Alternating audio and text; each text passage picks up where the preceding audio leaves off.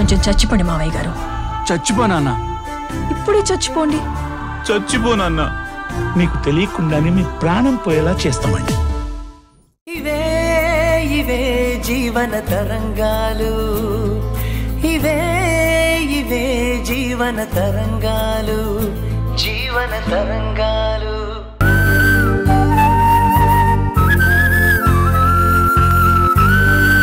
దేవిక, అత్తయ్య అన్న మాటలకి ఫీల్ అవుతున్నావా? నిన్న రాత్రి కీర్తి వాళ్ళ నాన్న దూరం అయితే తను కూడా నన్ను కోప్పడేదని అంది కదా. ఆ మాటలు నన్ను హర్ట్ చేస్తున్నాయి. సిన్సియర్గా డ్యూటీ చేయటమే నాకు శాపం అయిందనిపిస్తుంది కళ్యాణ్. కీర్తి తన ఒపీనియన్ చెప్పింది దేవిక. అయినా అన్నయ్యకేం కాలేదుగా. Don't worry. ఇంట్లో నుంచి అతను వెళ్ళిపోయాడు కదా, అదే అందరినీ బాధిస్తుంది. నీ డ్యూటీ విషయంలో ఇన్వాల్వ్ అవ్వకూడదన్న మాట తీసుకున్నావు కాబట్టి నువ్వు డ్యూటీ కోసం ఎప్పుడు వెళ్ళినా నేను అబ్జెక్ట్ చేయట్లేదు. లేదంటే నీ హెల్త్ కన్నా డ్యూటీ ముఖ్యం కాదు. ఎక్కువ స్ట్రెస్ తీసుకోవద్దు అని చెప్పాలనుంది. ఫ్యూచర్లో పిల్లలు కావాలి అన్న నీ కోరిక నెరవేరాలంటే స్ట్రెస్ తగ్గించుకోవాల్సిందే అని డాక్టర్ కూడా చెప్పారు కదా. So please. ఆఫ్ కోర్స్ చెప్పారు, కానీ దేవిక, సమయం, ఆరోగ్యం, బంధాలు వీటిపైన రేట్ ఎంతో రాసుండదు. కానీ అవి కోల్పోయినప్పుడే మనకు వాటి విలువ తెలుస్తుంది.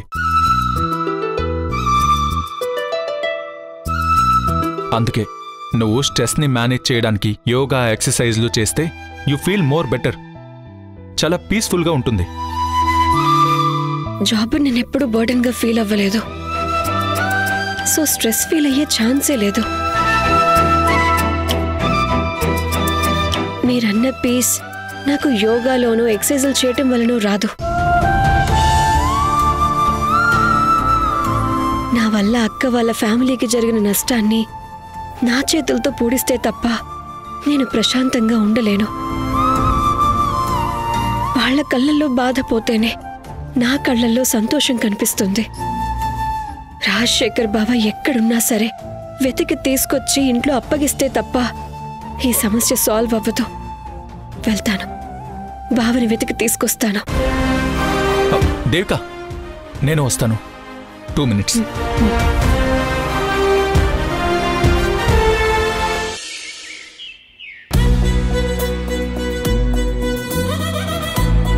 మై గాడ్, 15 minutes లేట్ అయిపోయింది. ఫాస్ట్గా స్టార్ట్ అయిపోవాలి.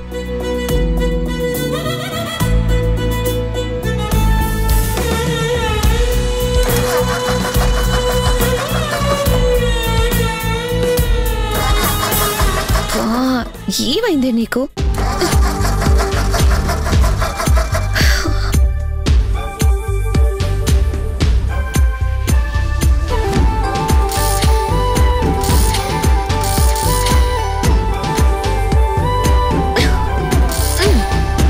ఇలా సతాయిస్తున్నావు ఎందుకే? నిన్న బానే ఉన్నావు కదా.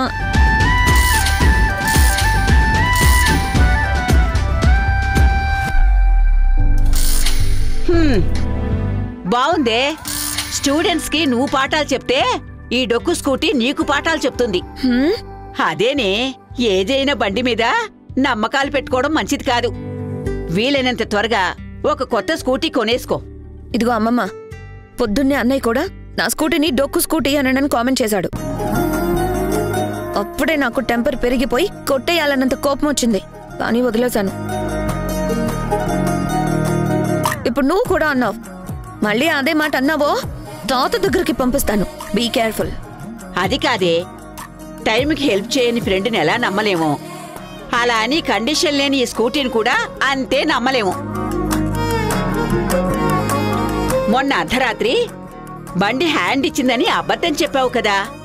ఒకవేళ పొరపాటున అదే మాట నిజమై ఉంటే మీ అమ్మ వెలువెల్లాడిపోయేదే. లైఫ్ అంటేనే అన్ప్రెడిక్టబుల్ అమ్మమ్మ, కానీ మనం మాత్రం మనకెప్పుడు మంచి జరగాలని కోరుకుంటూ ముందుకెళ్తాం. ఈ స్కూటీ విషయంలో కూడా అంతే. ఏ ట్రబుల్ ఇవ్వకుండా మనకి సర్వీస్ చేస్తుందని నమ్ముతాం, కానీ అమ్మ భయపడేలా ఏం జరగదులే. నాకు తెలుసులేవే నీకున్న కష్టం ఖర్చు పెట్టనివ్వదని. పర్లేదులే, కొత్తది కొంటే కొంపలేం మునగవు. ఇదిగో ఈ 10,000 ఉంచు, ఇంకో 20,000 కూడా ఇస్తాను. బ్యాలెన్స్ అమౌంట్ ఈఎంఐలకి పెట్టుకో.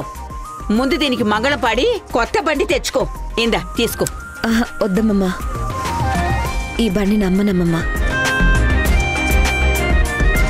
దీన్ని నాన్న కొనివ్వలేకపోయినా ఈ బండి మీదే నాకు డ్రైవింగ్ నేర్పించాడు. నాన్న డ్రైవింగ్ నేర్పించేటప్పుడు నా ఫీలింగ్ ఏంటో తెలుసా అమ్మమ్మా? చిన్నప్పుడు నాన్న నాకు వేలు పట్టి అడుగులు వేయడం ఎలా నేర్పించాడో, ఈ స్కూటీని డ్రైవింగ్ చేసేటప్పుడు కూడా అదే ఫీల్ కలిగింది. డ్రైవింగ్ నా వల్ల కాదు అని వదిలేసి పారిపోతే నీ వల్ల అవుతుందని ధైర్యం చెప్పి పట్టుకుని మరీ వచ్చి నాకు డ్రైవింగ్ నేర్పించాడు. బహుశా ఆ ధైర్యంతోనే అనుకుంటా అర్ధరాత్రుల్లో అయినా సింగిల్ గానే తిరుగుతూ ఉంటాను. కొన్ని జ్ఞాపకాలకి విలువ కట్టలేమమ్మా. అమ్మ చూపే ప్రేమకి, నాన్నిచ్చే ధైర్యానికి ఎప్పటికీ విలువ కట్టలేం. నేను నాన్నననే మాటల్లో కోపం ఉండొచ్చేమో కానీ మనసులో మాత్రం మాటల్లో చెప్పలేని ప్రేమ ఉంటుంది.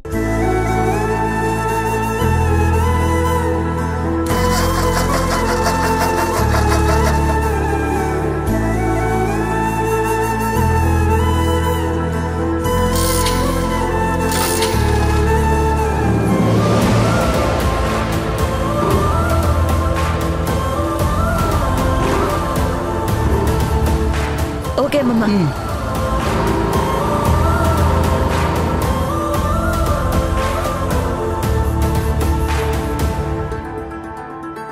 ఎండలు మండిపోతున్నాయి, బయటికి ఎందుకు వెళ్ళావు? ఏదైనా పనుంటే నాకు చెప్పొచ్చు కదా, చిటికలా చేసి పెడతాను. అబ్బో, ఏంటి ఇదంతా అమ్మమ్మ మీద అభిమానంతోనేనా? 100%.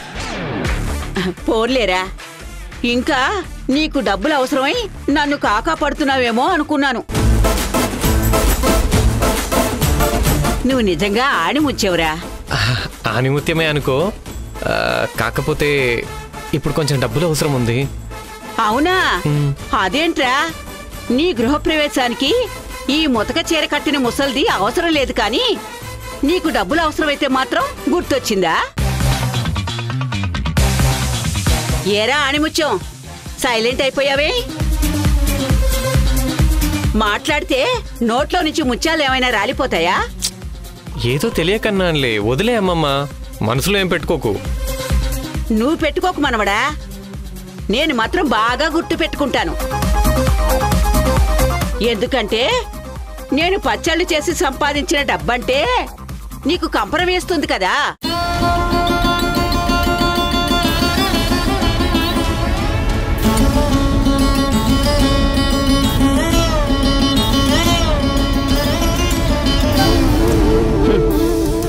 నన్ను నీ ఇంటికొచ్చే అర్హత లేదన్నప్పుడు నా డబ్బు కూడా నీ చేతుల్లోకి రాదు.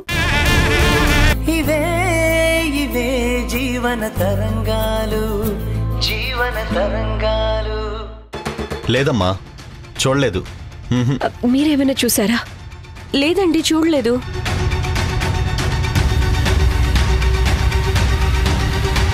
Thank you.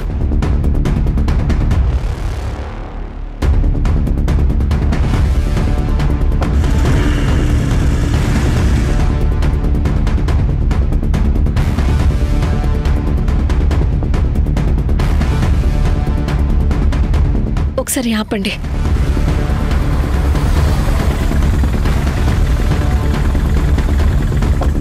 ఎక్స్క్యూజ్ మీ, మీరు తిన్న ఎక్కడైనా చూసారా? చూడలేదు మేడం. చూడలేదు మేడం. ఒకసారి సరిగ్గా చూసి చెప్పరా. చూడలేదు మేడం.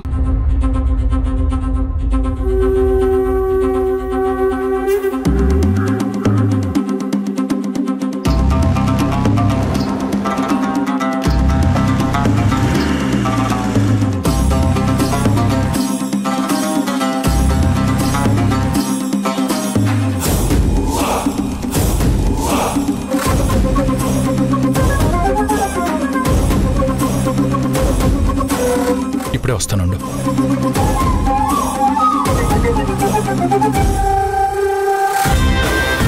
ఎక్స్క్యూజ్ మీ,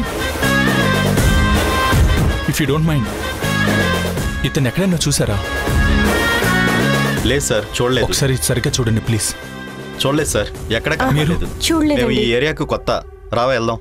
సరే, bye. Thank you.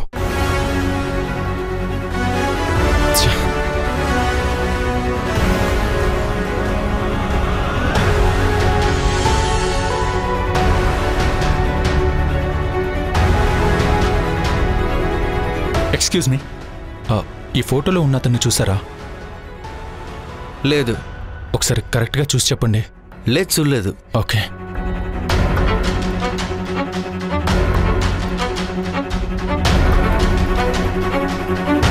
Excuse me, ఈ వ్యక్తిని ఎక్కడైనా చూసారా? లేదండి, చూడలేదు. సరిగ్గా చూడండి. నేనెప్పుడు చూడలేదు. Thank you.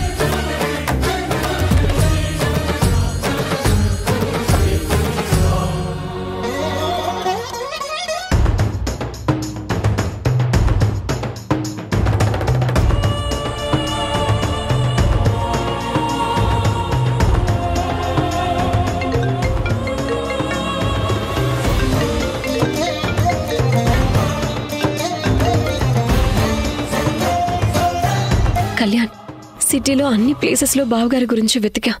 ఎక్కడ బావగారి ఆచూకీ దొరకడం లేదు. బావ ఈ ఊర్లో లేరేమో అని నాకు అనుమానంగా ఉంది. Be positive. ఇప్పుడు ఎక్కడున్నావు? చివరిసారిగా దేవుడి మీద భారం వేసి గుళ్ళో బావగారు ఉన్నారేమో అని చూద్దామని వచ్చాను. ఇక్కడ కూడా లేకపోతే అప్పుడు పోలీస్ కంప్లైంట్ ఇద్దాం.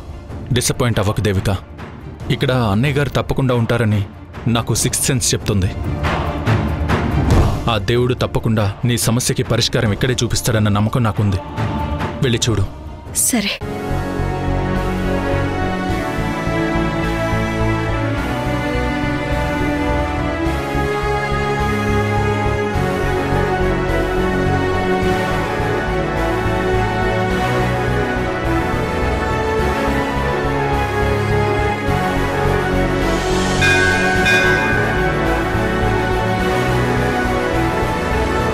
ఎక్స్క్యూజ్ మీ, మీరు ఇతన్ని ఎక్కడైనా చూసారా? చూడలేదు మేడం.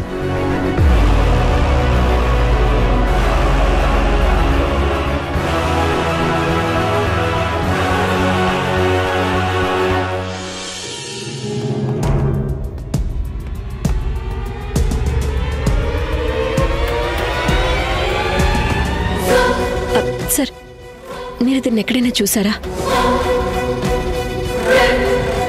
లేదండి, చూడలేదు. లేదు, చూడలేదండి.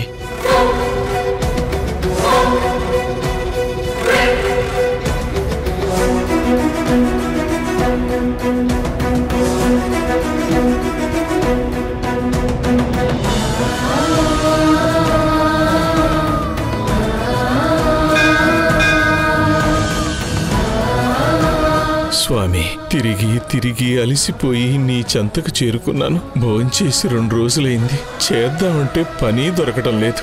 నిన్ను నమ్ముకొని నీ దగ్గరికి వచ్చాను. ఏదో ఒక దారి చూపించు స్వామి. అభిమానం అడ్డొచ్చి అడుక్కోలేకపోతున్నాను. నా ఇబ్బందిని చూసి నా ఆకలి తీరే మార్గం చూపించు స్వామి.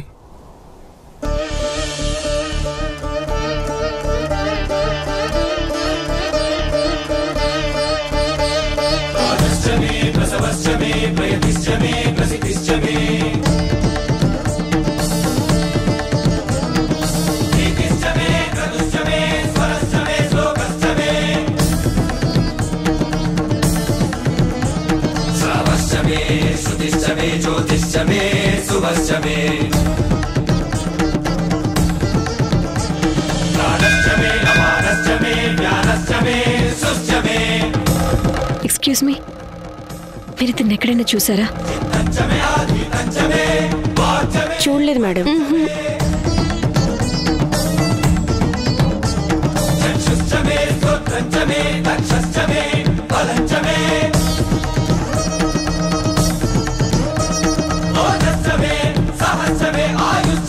స్వామి, తినడానికి ఏదైనా చూపించవయ్యా. ఒంట్లో శక్తి లేక కళ్ళు తిరుగుతున్నాయి, నడవలేక పడిపోయేలా ఉన్నాను.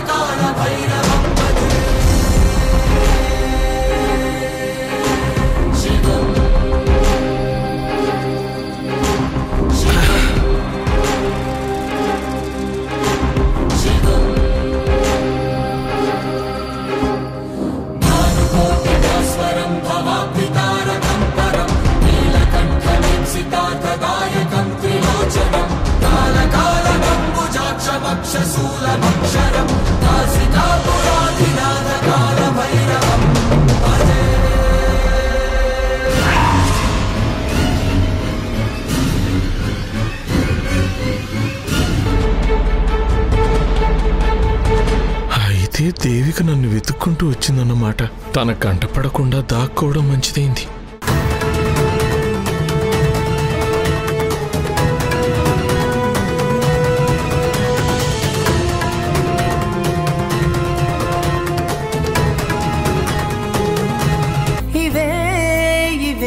జీవన తరంగాలు, జీవన తరంగాలు.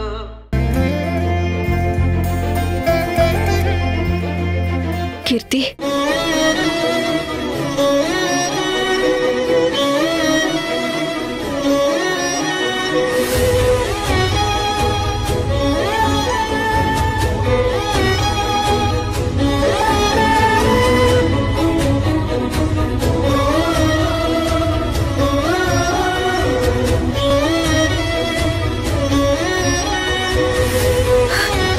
నాన్న,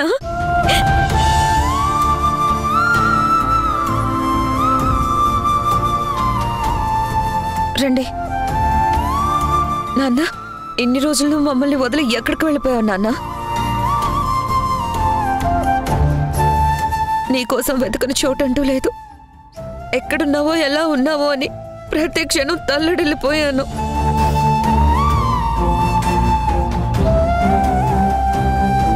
అమ్మా, నాన్న వచ్చాడు, రామ్మా.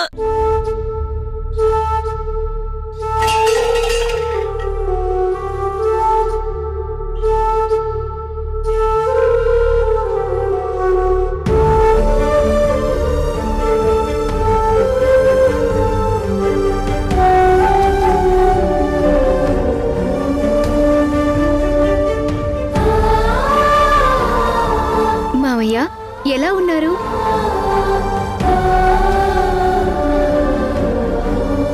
బరువు బాధ్యతలన్నీ నా బిడ్డ మీద వదిలేసి వెళ్ళాడుగా, బాగానే ఉంటాళ్లే. అమ్మమ్మ, ఇంటికొచ్చిన మనిషిని పట్టుకొని ఏంటా మాటలు? కొంచెం సైలెంట్గా ఉండు. నాన్న, ఇన్ని రోజులు ఎక్కడున్నావు? చెయ్యని తప్పుకి తనని ఎక్కడ అరెస్ట్ చేస్తారా అని భయపడి ఇంటికి దూరంగా ఉండిపోయారు కీర్తి.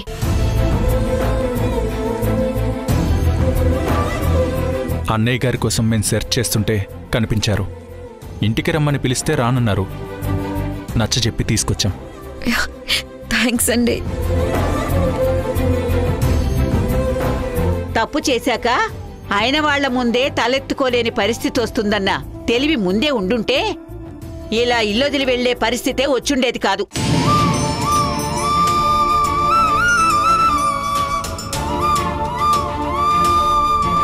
అమ్మా, బావగారు ఇప్పటికే పశ్చాత్తాపపడుతున్నారు. మళ్ళీ నువ్వండం దేనికి? సైలెంట్గా ఉండు.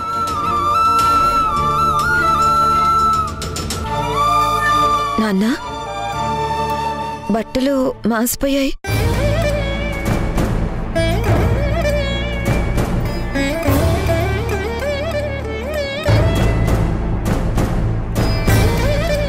అర్జెంటుగా వెళ్ళి స్నానం చేయండి. వద్దులే అమ్మా. అలా అంటావేంటి నాన్న? అయినా ఇంత మురికి పట్టేంత వరకు బయట ఉండాల్సిన పనే ఉంది.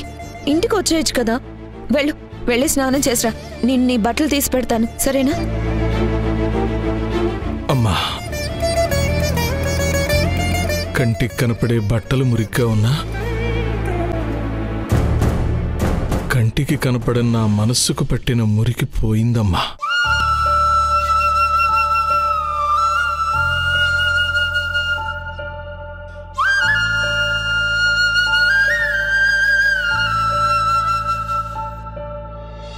అందుకే డ్రెస్ మాసిపోయినా స్వచ్ఛంగా ఉన్నట్టు అనిపిస్తుంది. అందుకే ఇంటికి రాలేకపోయాను.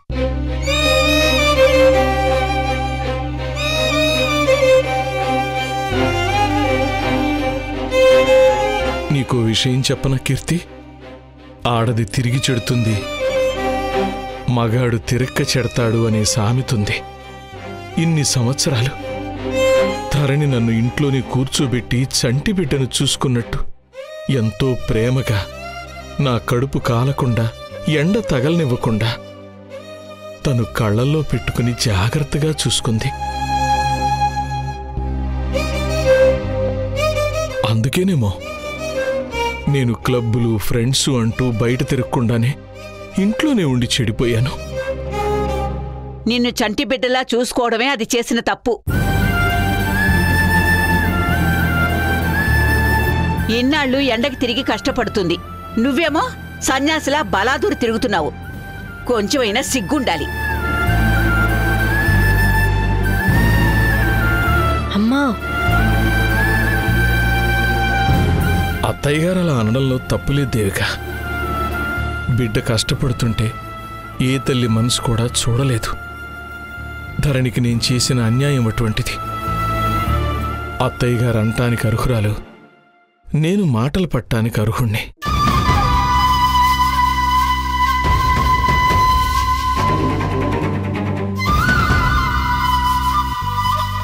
కానీ అత్తయ్య గారు, నేనిప్పుడు మారిపోయాను.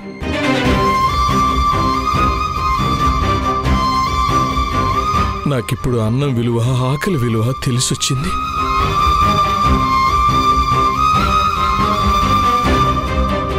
ఇంటికి దూరంగా ఉన్నప్పుడు ఒంటరితనం విలువేంటో, బంధం, బంధుత్వాల విలువేంటో తెలిసింది.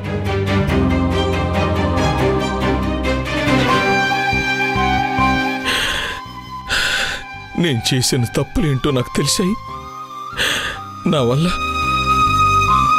నా భార్య, పిల్లలు పడ్డ బాధ ఏంటో నాకు తెలిసొచ్చింది.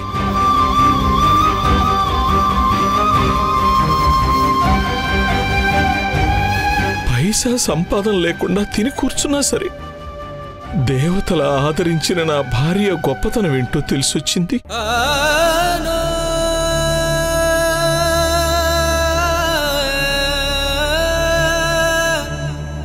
నాన్నంటే ధైర్యంగా భావించాల్సిన నా పిల్లలే నన్ను చూసి ఎందుకు అసహించుకుంటున్నారో, నేను వాళ్ళకి చేసిన అన్యాయం ఏంటో నాకు తెలిసొచ్చింది. నా నుంచి వాళ్ళు ఏం ఆశిస్తున్నారో, నేను వాళ్ళకి ఏమీ అందివ్వలేకపోయానో నాకు బోధపడింది. ఇన్నాళ్ళు అజ్ఞానంతో, మూర్ఖత్వంతో మూసుకుపోయిన నా కళ్ళు దేవిక వాళ్ళు తెరిపించారు.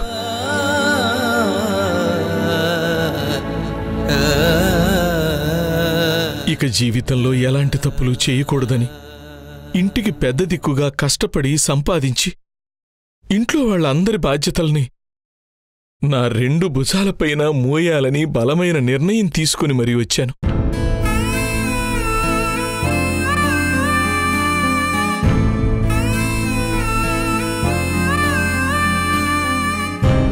నువ్వు మారిపోయావన్న మాట చెప్పావు. అది చాలు నాన్న. ఇన్ని రోజులు మాకు దూరంగా వెళ్ళిపోయి నాన్న విలువ అంటే ఏంటో నాకు తెలిసేలా చేశావు.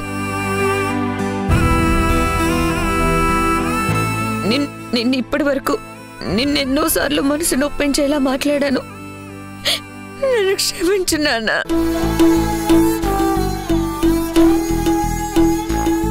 క్షమించాల్సింది నేను కాదమ్మా,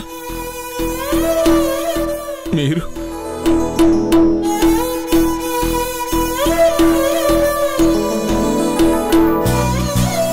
మీరు పెద్ద మనసు చేసుకుని నా తప్పుల్ని క్షమించి ఇక్కడ ఉండటానికి అనుమతిస్తే చాలు. అలా అంటారే నాన్న, ఇది మీ ఇల్లు.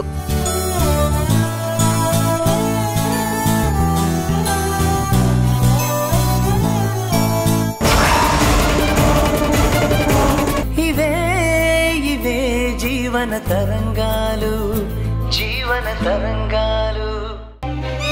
ఈరోజు కళ్యాణ్ లేకుంటే మీ నాన్న ఆచూకీ మాకు తెలిసేదే కాదు.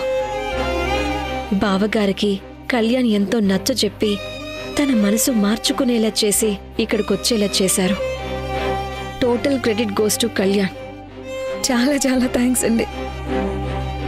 మా నాన్నని చూశాక ఇప్పుడు మనసు ఎంతో తేలిక పడినట్టు అనిపిస్తుంది. అయిన వాళ్ళకి దూరంగా ఉంటే మనసు పడే బాధేంటో నాకు బాగా తెలుసు. అందుకే అన్నయ్య గారికి నచ్చచెప్పాను. ఆయన కూడా పెద్ద మనసుతో మా మాటని మన్నించి ఇక్కడికొచ్చారు. అందుకు నేనే అన్నయ్య గారికి థ్యాంక్స్ చెప్పాలి.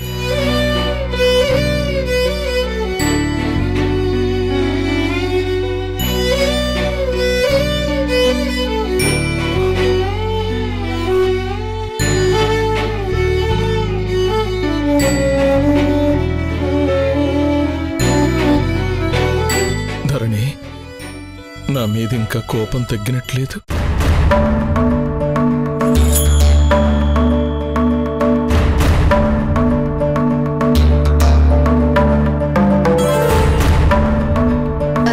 కీర్తి, మావయ్య గారు మళ్ళీ ఇల్లొదిలిపోకుండా ఉండాలంటే నువ్వొక పని చేయాలి. ఏంటది? మావయ్య గారికి ఈ ఇంట్లో అందరికన్నా నువ్వంటేనే ఎంతో ఇష్టం. కాబట్టి మావయ్య గారు మళ్ళీ ఇల్లొదిలిపోకుండా ఉండాలంటే నువ్వు మావయ్య గారితో ఒట్టు వేయించుకో. అప్పుడు ఎవ్వరూ బాధపడాల్సిన అవసరం ఉండదు. ఏ నాన్నా, మళ్ళీ మమ్మల్ని అందరినీ వదిలి వెళ్ళిపోతావా? వెళ్ళనమ్మా. నువ్వు చెప్పే వరకు నేనెక్కడికి వెళ్ళను.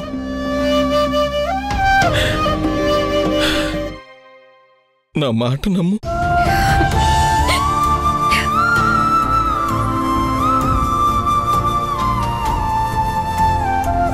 అల్లుడి గారు, నేనిద్దరు కూతుర్లని, మనవడు మనవరాళ్లని చూశాను.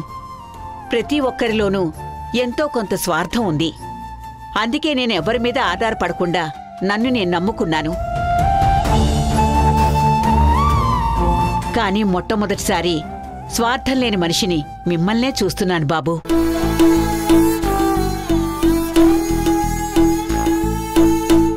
పెద్దల్లుడు అలా అయినా చిన్నల్లుడైనా గొప్ప మంచి మనసున్న మనిషి దొరికాడనిపిస్తుంది.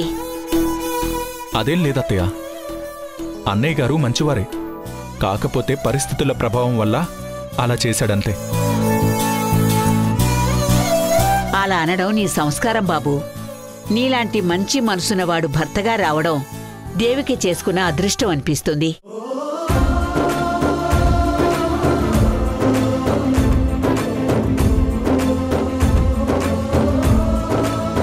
ధరణి, నన్ను క్షమించు.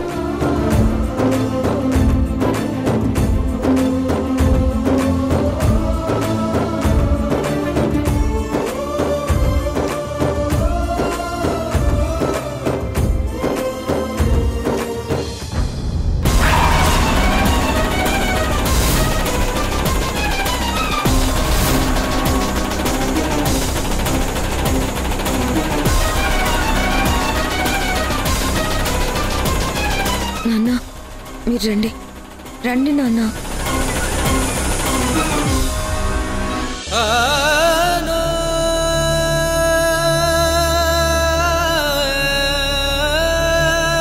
అత్తయ్య గారు, నేనిప్పుడు మారిపోయాను. ఇంటికి దూరంగా ఉన్నప్పుడు ఒంటరితనం విలువేంటో, బంధం బంధుత్వాల విలువ తెలిసింది.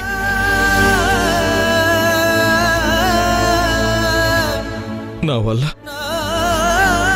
నా భార్య పిల్లలు పడ్డ బాధేంటో నాకు తెలిసొచ్చింది. పైసా సంపాదన లేకుండా తిని కూర్చున్నా సరే దేవతల ఆదరించిన నా భార్య గొప్పతనం ఏంటో తెలిసొచ్చింది.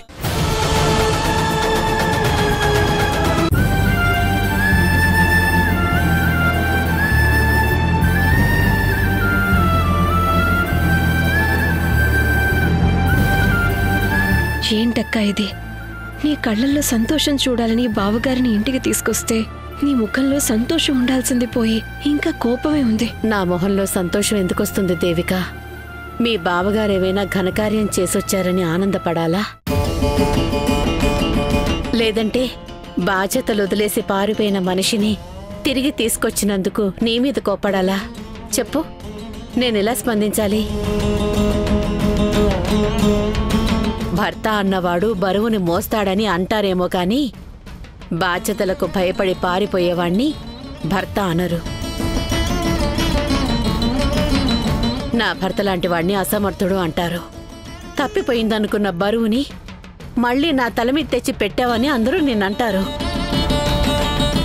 అక్క, బావిప్పుడు తను చేసిన తప్పులకి రియలైజ్ అయ్యారు. రిగ్రెట్ ఫీల్ అవుతున్నాడు. గతంలో చేసిన మిస్టేక్స్ గురించి వదిలేద్దాం. తప్పులు అందరూ చేస్తారు, కానీ ఆ తప్పుల్ని కొందరు మాత్రమే సరిదిద్దుకుంటారు. ఆ కొందరిలో బావగారు ఒకరు. ఆయన్ని నువ్వు వెనకేసుకొచ్చినంత మాత్రాన ఆయన చేసిన తప్పులు ఒప్పులైపోతాయా? అక్క, బావగారు ఏ చెక్కు విషయంలో అయితే ఇల్లొదిలి వెళ్ళిపోయారో దాంట్లో బావగారిది ఏ తప్పు లేదని ప్రూవ్ అయింది కదా. ఎన్నో తప్పుల్ని క్షమించే దయాగుణం ఉన్న నువ్వు బావగారిని ఇంకొక్కసారి మన్నించి మంచిగా ఉండక్క ప్లీజ్.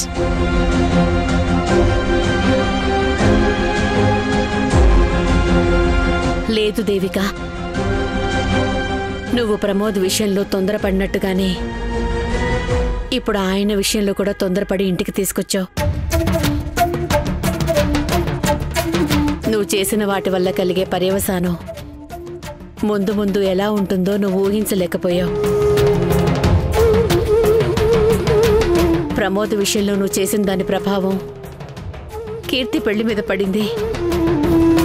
పెళ్లి ఆగడంతో ఇంట్లో అందరికీ తీరని వ్యధ మిగిలింది. ఇప్పుడు ఈ మహానుభావుని వెంట పెట్టుకుని వచ్చావు. మళ్ళీ ఏం జరుగుతుందో ఏమో అన్న భయం నాలో మొదలయ్యేలా చేసావు దేవిక.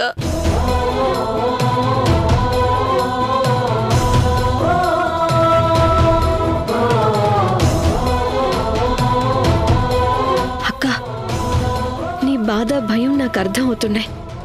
నా వల్ల జరిగిన వాటికి చాలా గిల్ట్ ఫీల్ అయ్యాను. అందుకే నా వల్ల జరిగిన తప్పుని సరిదిద్దుకోవాలని ఫిక్స్ అయ్యాను. నా మూలంగా ఇంట్లో నుంచి వెళ్ళిన బావగారిని మళ్ళీ తీసుకురావాలని అనుకున్నాను. తీసుకొచ్చాను. అక్క, నీకొక విషయం తెలుసా? బావగారు దూరమైనందుకు కీర్తి ఎంతో బాధపడుతుందక్క. నాకు తన కళ్ళల్లో ఆ బాధ కనబడింది. నాన్న దూరమైనప్పుడు మనం ఎంత ఏడ్చామో, ఒంటరి అయిపోయామని ఎంత బాధపడ్డామో మనకే తెలుసక్క. ఆ బాధ కీర్తి పడకూడదనే పట్టుదలతో బావగారిని వెతికా. దేవుడి దయ వల్ల బావగారు దొరికారు.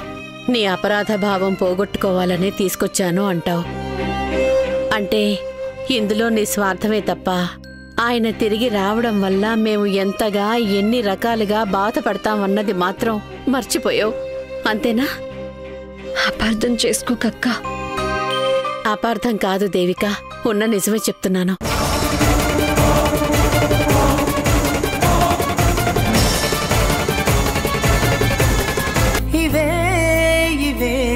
జీవన తరంగాలు జీవన తరంగాలు.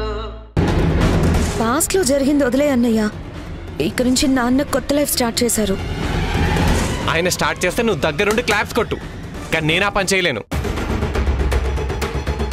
నాన్నలే నాన్నలే లే. మళ్ళీ ఏ మొహం పెట్టుకొని ఇంటికి వచ్చావు? ఎలాగో ఇంట్లో నుంచి వెళ్ళిపోయావు కదా, అలాగే వృద్ధాశ్రమంలో ఉండొచ్చు కదా. మళ్ళీ మా మనశ్శాంతిని పోగొట్టాలని కంకణ కట్టుకొని ఇంటికి వచ్చావా? పో బయటికి. రేయ్, ఇది నా ఇల్లురా. నన్ను నా ఇంట్లో నుంచి పొమ్మడానికి నీకెలాంటి రైట్స్ లేవు. అయినా బయట కాపురం పెట్టావుగా, మళ్ళీ నా ఇంటికి ఎందుకు వచ్చావు? ముందు నువ్వు పో బయటికి. నాన్న గొడవ వద్దు నాన్న. అన్నయ్య నువ్వు ఆగు. ఎందుకు ఆగలి కీర్తి? ఈయన వల్ల ఊర్లో తలెత్తుకోలేకపోతున్నాం. ఒక్క తండ్రి అనేవాడు ఎవరైనా ఈయనలాగుంటారా? తండ్రి అంటే పిల్లలకి రోల్ మోడల్లా ఉండాలి. ఇలా పిల్లలు అసహించుకునేలా ఉండకూడదు. ఏంట్రా కూస్తున్నావు? నేనేం చేశానని? దొంగతనం చేశానా? ఎవడి కడుపైనా కొట్టానా? నన్ను తిట్టేవాడు నా ఇంట్లో ఉండటానికి లేదు. ఈ క్షణమే నువ్వు లగేజ్ సర్దుకుని వెళ్ళిపో. నాన్న ప్లీజ్ నాన్న అరవకండి. చుట్టుపక్కల వాళ్ళందరూ వచ్చేస్తారు. రానివి కీర్తి. అప్పుడు గాని ఈయన బయట బతకలేక ఇంటికి తిరిగొచ్చారని అందరికీ తెలిసిపోతుంది. ఏంట్రా తెలిసేది? ఎవడి జీవితం వాడిది. ఒకడి జీవితం ఉన్నట్టు రెండో వాడి జీవితం ఉండదు. అంతెందుకు, పక్కింటి గణేష్ కొడుకు బాగా చదివి అమెరికాలో జాబ్ చేస్తూ ఇల్లు కొన్నాడు. మరి నువ్వు జాబ్ లేక వేరే జాబ్ చూసుకోవడం చేతకాక పెళ్ళాంతో సహా వచ్చి నా ఇంట్లో తిష్ట వేశావు. అలాంటి నువ్వా నాకు చెప్పేది? మాటి మాటికి ఇది నీ ఇల్లు అంటున్నావు. నీకు పుట్టాను కాబట్టి వారసత్వంగా ఇది నాకొచ్చే ఇల్లు అంటే నా ఇల్లు. ఇంకా ఎక్కువ మాట్లాడితే ఇది నీ ఇల్లు కాదు, మా అమ్మిల్లు. ఒరేయ్ పిచ్చిన పుత్రా, మీ అమ్మకి నేను భర్తనరా. అంటే మీ అమ్మ ప్రాపర్టీ ఏదైనా అది నాది. నేను వీలునామాలో నీ పేరు మీద రాస్తేనే అది నీ ఇల్లు అవుతుంది. అంతేగాని వారసత్వం అనుకుంటే అవ్వదు. అర్థమైందా? అర్థమైంది. అయినా మేమున్న గదిలో నువ్వెలా వచ్చావు? కొంచెమైన గదిలో ఎవరుంటున్నారు ఏంటో అని చూసుకోవాలి కదా. అది మేనర్స్ అని తెలీదా నీకు? బాబు, నేను మీ అమ్మ 25 ఏళ్లు ఇదే రూములో కాపురం చేశాం. ప్రెజెంట్ నేను లేకపోవడం వల్లే మీరొచ్చి ఇక్కడ ఉంటున్నారు. అది గుర్తుపెట్టుకో. నాకే పద్ధతులు నేర్పాలని చూడకు. నేను నీ బాబునరా. అదే నా కర్మ. చచ్చేదాకా భరించాలి ఆ ట్యాగ్ని. యావన్నావురా? అంత భారంగా ఫీల్ అయ్యేవాడు ఇక్కడెందుకున్నావురా? వెళ్ళిపో. నాన్న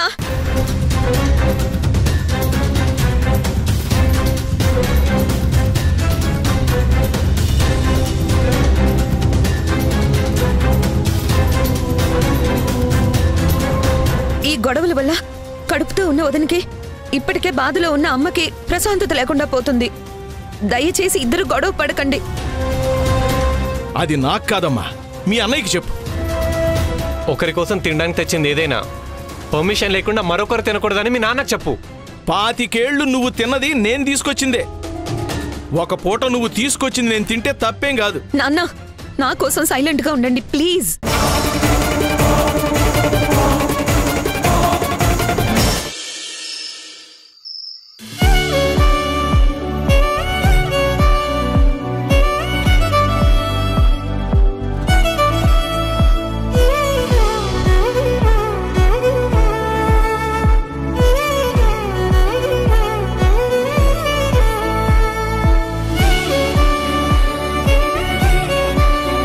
ఉదయం నుంచి బాగా అలసిపోయి ఉన్నావు. వర్క్ పక్కన పెట్టి రెస్ట్ తీసుకోవచ్చు కదా. ఇంపార్టెంట్ వర్క్ ఉందండి. ఫినిష్ చేస్తే తప్ప నిద్ర పట్టదు. నువ్వు బాగా రెస్ట్ తీసుకుని హ్యాపీగా ఉంటే తప్ప నాకు కూడా నిద్ర పట్టదు. అయితే నా వర్క్ మీరు చెయ్యండి, నేను రెస్ట్ తీసుకుంటాను. నీ వర్క్ తెలుసుంటే నేనెప్పుడో నువ్వన్నట్టే చేసుండేవాణ్ణి. కానీ ఇప్పుడు నువ్వు అన్న మాట విన్నాక నువ్వే ఆ వర్క్ నాకెందుకు నేర్పించకూడదు అనిపిస్తుంది. ఇప్పుడు కోచింగ్లు తీసుకునే స్టేజ్లో మీరు లేరు. కానీ మా బావ లాంటి వాళ్ళ మైండ్ సెట్ని నెగటివ్ నుంచి పాజిటివ్లోకి మార్చే స్థాయిలో మీరున్నారు. సో మీరు మోటివేషన్ క్లాసెస్ తీసుకోవటం బెటర్ అని నా ఫీలింగ్.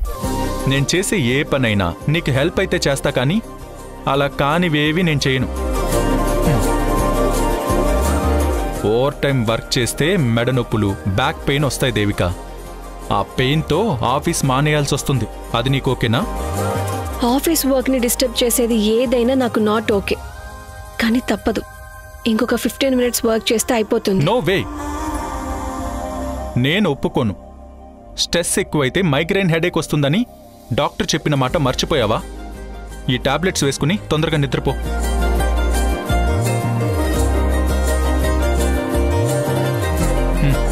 ఈరోజు టాబ్లెట్స్ వేసుకోకుండానే స్ట్రెస్ తగ్గిపోతుంది కళ్యాణ్. ఎందుకంటే ఈరోజు నా మనసు చాలా ప్రశాంతంగా ఉంది. Wow, wonderful. దానికి రీజన్ నువ్వే.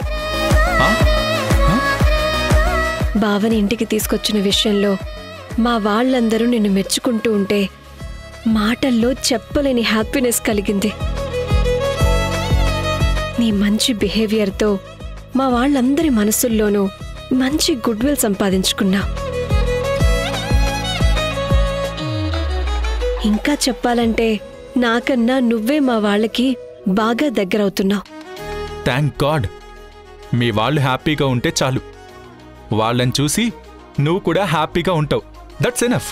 మా అక్క వాళ్ళ సమస్యలన్నీ తీరిపోతే ఇక వాళ్ళ మొహాల్లో ఆనందమే తప్ప బాధలు కనిపించవు.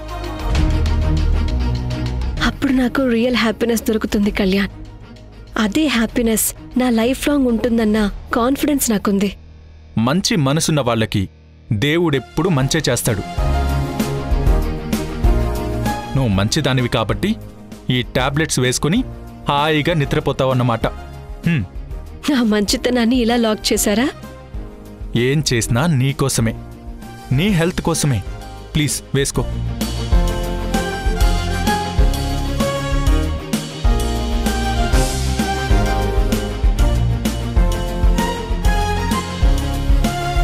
నీ మాట విన్నాను కాబట్టి ఇప్పుడు నేను చెప్పిన మాట నువ్వు వినాలి.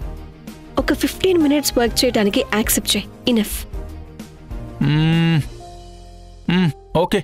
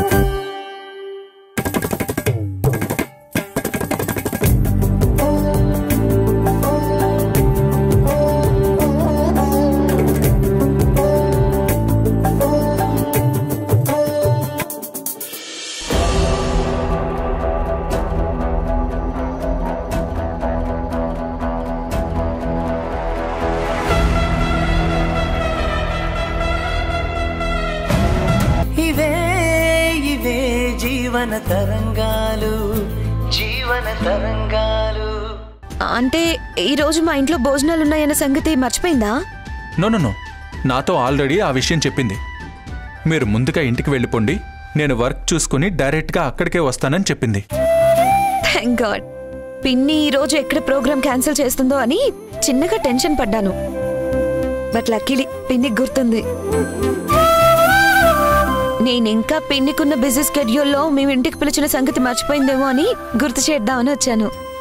నార్మల్గానే మీకు సంబంధించిన ఏ చిన్న విషయం కూడా తను మర్చిపోదు. అలాంటిది మీరు భోజనానికి పిలిచారంటే అస్సలు మిస్ చేసుకోదు. తను మీటింగ్లో ఉన్న తన మనసు మాత్రం మీ ఇంటి చుట్టే తిరుగుతుంది. ఇంతకు ముందు పిన్ని మాతో కలవాలని ప్రయత్నించినా ఎందుకో అది కుదరలేదు.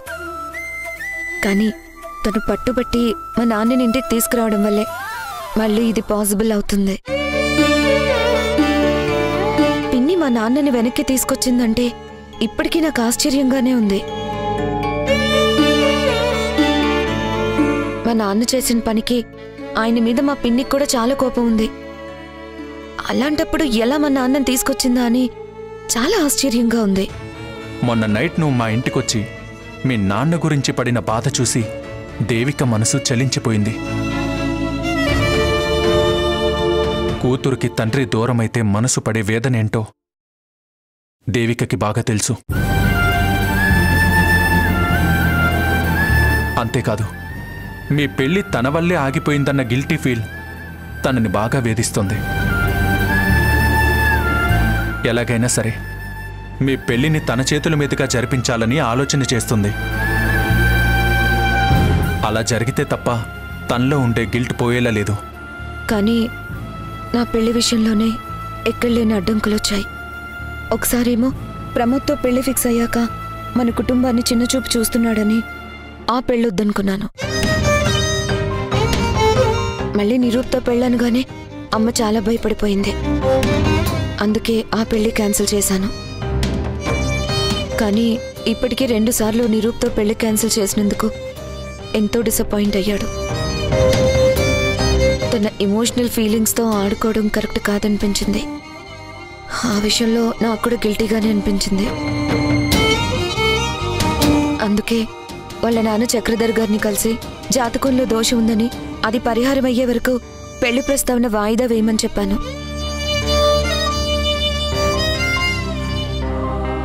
తర్వాత నాన్న కూడా ఇంట్లో లేరన్న విషయం తెలుసుకున్న చక్రధర్ అంకుల్ కూడా ఓకే అని సైలెంట్ అయిపోయారు. ఇప్పుడు మళ్ళీ ఈ పెళ్లి గోల తల మీదకి పెట్టుకునే రిస్క్ చేయలేను. ప్రెజెంట్ నాన్న ఇంటికి తిరిగొచ్చాడన్న సాటిస్ఫాక్షన్ ఉంది. అది చాలు. మీ పెళ్లి క్యాన్సిల్ అయిందన్న విషయంలో నేను కూడా చాలా ఫీల్ అవుతున్నాను. ఏమో, మీ పెళ్లి దేవిక చేతుల మీదుగానే జరగాలని రాసిపెట్టుందేమో. అన్నీ అనుకూలించి ఇప్పుడు అనుకున్నట్టుగానే జరిగితే దేవిక చాలా హ్యాపీగా ఫీల్ అవుతుంది. ఇప్పట్లో నాకు పెళ్ళాలోచన లేదు బాబాయ్. నాన్న ఇంటికి తిరిగొచ్చారన్న సంతోషం నాకుంది. అమ్మ కూడా హ్యాపీగా ఉంది. నాకింతకన్నా ఇప్పట్లో ఏది అవసరం లేదు. ఇఫ్ యూ డోంట్ మైండ్, నువ్వు తప్పుగా అనుకోకపోతే ఒక మాట అడగొచ్చా? అడగండి. మీ నాన్న తిరిగొచ్చాడని నువ్వు హ్యాపీగా ఉన్నావు, కానీ నువ్వన్నట్టు మీ అమ్మగారు సంతోషంగా లేరని నాకు అనిపిస్తుంది. Am I correct?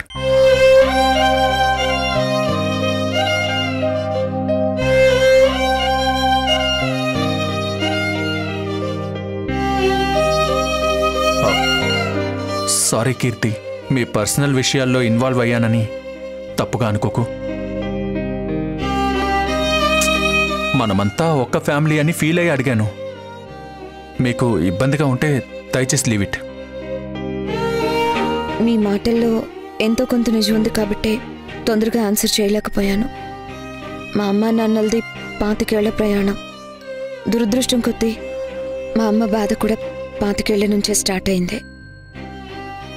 అన్ని సంవత్సరాల నుంచి బాధను అనుభవిస్తున్నా అమ్మ తనను బాధ పెట్టిన భర్త మారాడంటే అమ్మ మనసు అంత ఈజీగా యాక్సెప్ట్ చేయలేదు. దానికి కొంచెం టైం పడుతుంది. అవును, నువ్వన్నట్టు మీ అమ్మ మనసు మీ నాన్నగారి వల్ల గాయపడి ఉండొచ్చు. బట్ మీ నాన్న గతంలో చేసిన తప్పులన్నిటికీ రిగ్రెట్ ఫీల్ అయ్యి మళ్ళీ ఒక కొత్త లైఫ్ స్టార్ట్ చేయాలన్న ఇంటెన్షన్తో ఇంటికొచ్చాడు. అలా మారిపోయిన మనిషిని వెలేసినట్టుగా దూరం పెడితే ఆయన మనసు మరింత గాయపడుతుంది. తను మారడం కరెక్టేనా అన్న ఆలోచన తనకి స్టార్ట్ అయ్యే ప్రమాదం ఉంది. మీ నాన్న విషయంలో నేను ఎందుకు ఇంతలా చెప్తున్నానా అని మీకు అనిపించొచ్చు.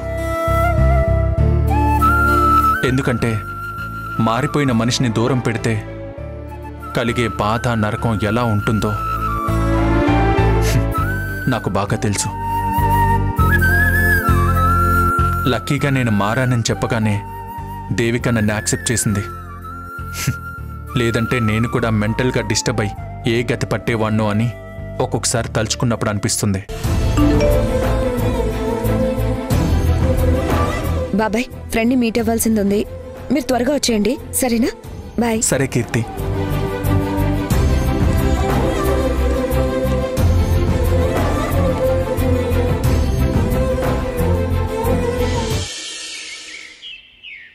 ధరణి ధరణి. అమ్మా చెప్పమ్మా. ఏం లేదే, దేవికకి పెళ్ళయి వెళ్ళిపోయిన దగ్గర నుంచి ఇప్పటి వరకు పుట్టింటి నుంచి ఒక్కసారి కూడా పసుపు కుంకుమ పెట్టలేదే. అవునమ్మా, నాకు కూడా లోపల నువ్వన్న మాటే ఎప్పుడూ తొలుస్తూ ఉంటుంది. అందుకే మొదటిసారి పసుపు కుంకుమ ఇస్తున్నాం కదా, ఈ చీర జాకెట్ కూడా దేవికకిస్తే బావుంటుందనిపించి తీసుకొచ్చాను. చూసి చెప్పు. మంచి ఆలోచన చేశావమ్మా. చీర చాలా బాగుంది. దేవిక కట్టుకుంటే లక్షణంగా ఉంటుంది. ఏదో నా దగ్గర ఉన్నంతలో తీసుకొచ్చానే. పుట్టింటి వాళ్ళు చీర పెట్టి సాగనంపితే ఏ ఆడపిల్ల కాపురమైనా 10 కాలాలు పచ్చగా ఉంటుందని అందరూ అంటుంటారు కదా, అందుకే తీసుకొచ్చాను. కళ్యాణ్, ఆహా వదిన గారు, వంటల వాసన ఆకలి పెరిగేలా చేస్తుంది. I can't wait. ఎప్పుడెప్పుడు వంటలు టేస్ట్ చేసేద్దామా అనిపిస్తుంది. ఈరోజు మనస్ఫూర్తిగా కడుపు నిండా తినండి. అవును, దేవిక ఎక్కడా? యాక్చువల్గా ఇద్దరం కలిసే ఇక్కడికి రావాలని ప్లాన్ చేసుకున్నాం. యాక్చువల్లీ తనకి ఆఫీస్ పనులు పడితే ఒక అరగంటలో వస్తానని వెళ్ళింది అంతే. అది మారదు. ఇంట్లో అందరం కలవాలనుకున్నాం కదా, ఇలాంటప్పుడు కూడా డ్యూటీ మీద వెళితే ఏమనాలి? సిన్సియర్గా డ్యూటీ చేస్తుందని మెచ్చుకోవాలమ్మమ్మా. అలాంటి కూతుర్ని కన్నందుకు నువ్వు చాలా ప్రౌడ్గా ఫీల్ అవ్వాలి. కరెక్టే కీర్తి.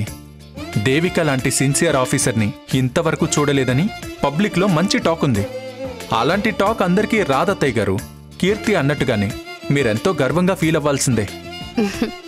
అలాంటి సిన్సియర్ ఆఫీసర్ నా చెల్లెలైనందుకు నేనెంతో హ్యాపీగా ఫీల్ అవుతున్నాను. అంతకు మించి గర్వంగా కూడా ఉంటుంది. చాలే ఆపు. దానికి పని మీదున్న శ్రద్ధ ఇంట్లో వాళ్ళ మీద లేదు.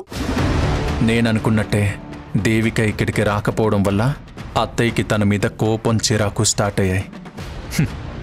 ఇదే టైం గడిచే కొద్దీ ఇంకా పెరిగి దేవికని బ్యాడ్గా అనుకునే వరకు వస్తుంది. Good planning Kalyan.